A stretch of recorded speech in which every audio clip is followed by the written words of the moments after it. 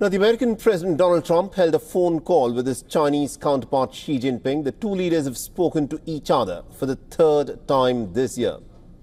Now, speaking about the phone call, Donald Trump said that the talks with his Chinese counterpart were very productive. The US president appreciated Xi Jinping on the TikTok approval, further adding that he will meet with Xi at the upcoming APEC summit in South Korea. The leaders discussed other issues including trade, fentanyl, the need to bring the war between Russia and Ukraine to an end.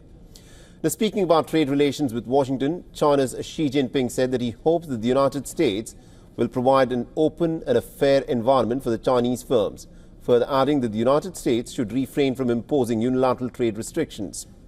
Now, Xi further added that Beijing will not forget the US support in the Second World War. The telephone talks also come as the world's two largest economies are seeking to find middle ground on the question of tariffs. Now, both sides dramatically had hiked tariffs against each other during a months-long dispute earlier this year, disrupting global supply chains.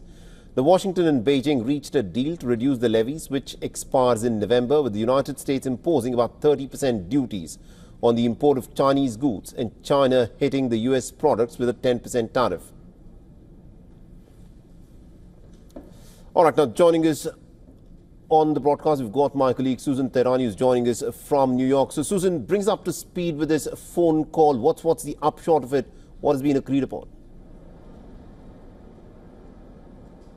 Yeah, hard to imagine really what's been agreed upon regarding TikTok. It seems like the two sides did agree to the deal, but of course, the devil's in the detail. There are concerns even within President Trump's own party that China will hang on to that very valuable algorithm that TikTok has and give other assets to this U.S. consortium that is expected to take over about 80% of the app. So we'll wait to see what the details of that deal is.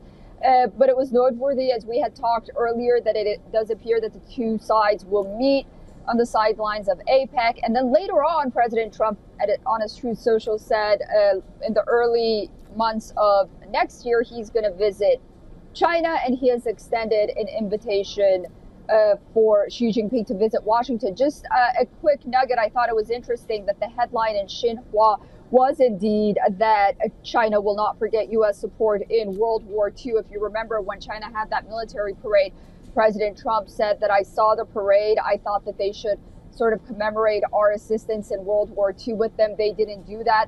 One has to wonder, if you were a fly on the wall during these conversations, if President Trump brought that up again and Xi Jinping thought that it would be noteworthy to put it out in public, or he remembered those comments from before. So I thought that was an interesting nugget. That indeed is true. Thank you very much, Susan Tehrani, for joining us with all those updates there.